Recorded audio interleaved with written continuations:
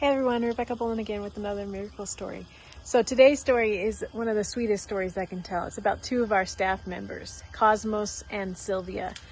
George Cosmos came to us through a very unique situation. It's my dad's habit and also my habit of every time we drive down the road, we wave at everybody on the side of the road because we just want to be friendly. Well, recently my dad had decided he wanted to get signs to put on the side of our cars to identify who we were. So both of my cars now have signs that say Mission Moroto on it.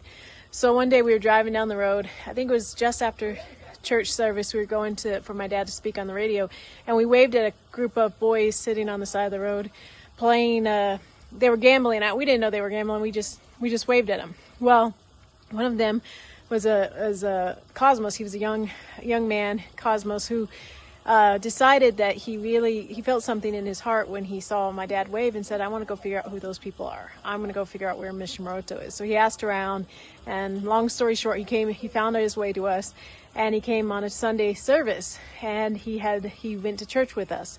Well, he just kept saying, he came to multiple church services and kept saying, I want to talk to your father and I have a chance. I want to talk to your father when I have a chance.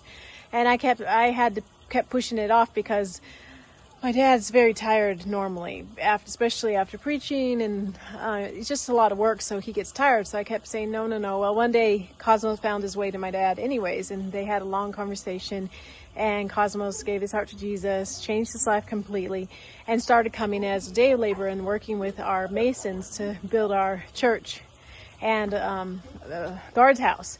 Well, long story short, once the work with the masons was all dried up, there was no more work for him, he came and asked me if he could work full-time with us. At first I said no, because I didn't have any position I could give him, and I said, well, you can come around and you can work with our preschool teacher if you want, but it has to be volunteer based. So for a while he did that, and he was so sweet to the kids and everything. My dad finally convinced me to hire him, so I hired him as one of our night guards and just regular maintenance work, really. Well, slowly but surely he won my heart over as a good worker, and he's now my manager, and he does a great job for us. And he was even baptized in one of our baptismal services, and God has changed his heart completely. He reconnected with his family, he's taking care of his daughter, and God's just really changed him completely. And I couldn't be here in Kampala waiting for my passport without his help. So God just really turned him around, and I'm so grateful for that. And Sylvia is another one of our staff members, and her story is awesome too. She came to us through her dad used to work for us a long time ago. He was one of our day guards, but because of alcoholism and stuff, I had to send him out of the mission. But she came to live with her dad again after leaving her abusive situation with her husband. And when she moved in with her dad, their property is literally just right next to ours. Our fence is connected with their fence. And she came to us and said, hey, is there any work I can do at all? I just recently moved back home and I need work. And she could speak some English, so that made me happy because most of my staff members at the time didn't speak English.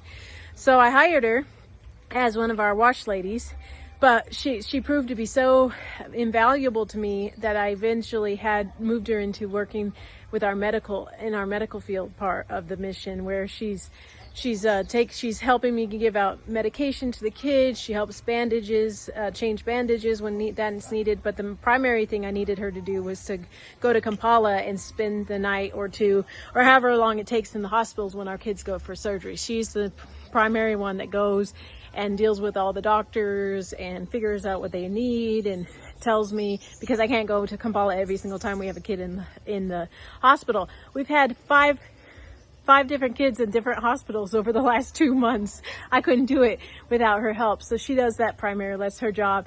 And she loves it. And I love how well she works. She takes care of our kids like they're her own kids. She even did PT with Veronica when Veronica was learning to walk.